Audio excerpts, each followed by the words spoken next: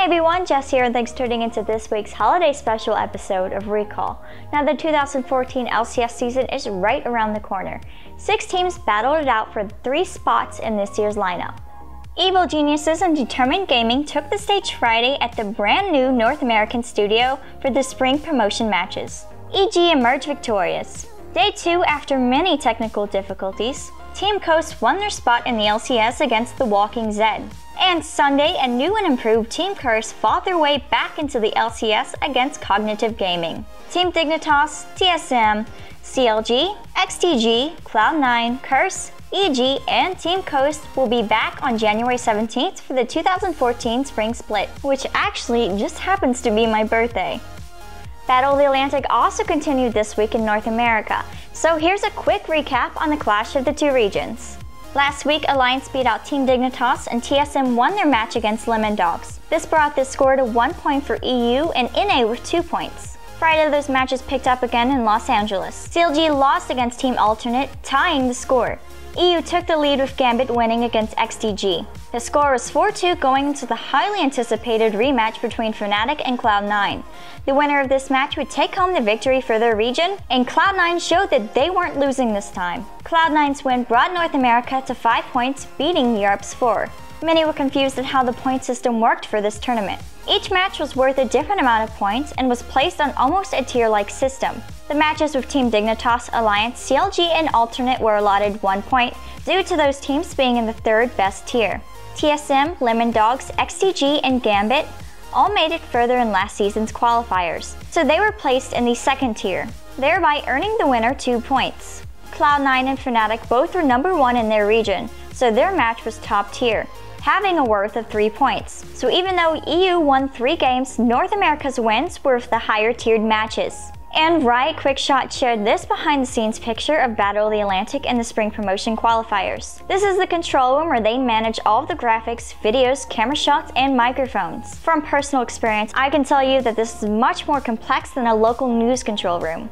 So a huge thank you to all those who make this broadcast possible.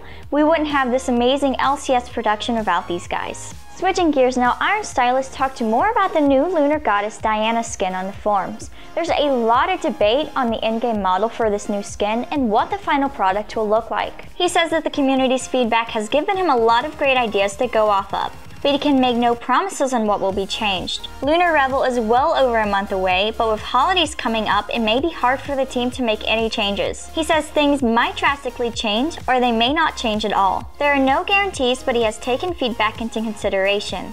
Through drawings and references that summoners have sent in, he will be able to zero in on common trends. He said he plans on keeping her hair dark due to it being such a contrast from her light skin. Rather than keeping it a warm brown as it is now, he's considering changing it to a cooler tone to match her palettes. And speaking of palettes, he says this is a chance to give a different spin on Diana. Her base skin is already very monochromatic, and Trindamere has the jade aspect of Lunar Revel covered already. Purples and pastels are the plan for her colors as of now. And one of the main concerns is her lack of armor. He likes the idea of light armor in select places, but nothing too bulky. Many statements on Diana's next skin said that it would be much more elegant, and the flowing and light feel to the skin holds true to that.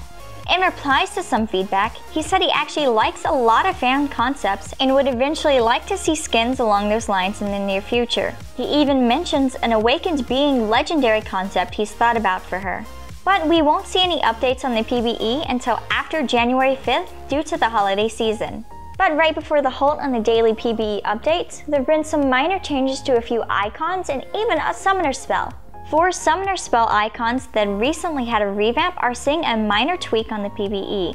Barrier, Smite, Clairvoyance, and Teleport all have very faint changes, mostly just involving color fixes. Cleanse and Garrison are also joining the other icons and updates. And the last icon updates are Recall, Mana Pots, and Health Pots. Speaking of icons, don't forget to purchase a permanent summoner icon for your favorite OGN team. Each icon will directly support the teams as they make their way in playoffs for the winter title. The icons are available for 250 RP or 2000 RP in the icon bundle. 20% of that will go directly to the team. And the other 80% goes to support esports for prizes, salaries, streaming, and events. If you're not familiar with OGN, be sure to head to lolesports.com/news and click on the International tab. There you can stay updated on the competition all around the world. I hope everyone's been enjoying the Snowdown Showdown. Let me know how you've been doing in the matches and what you think of this game mode. Merry Christmas, Happy Holidays, and I'll see you guys right here next year for all of your latest news in League.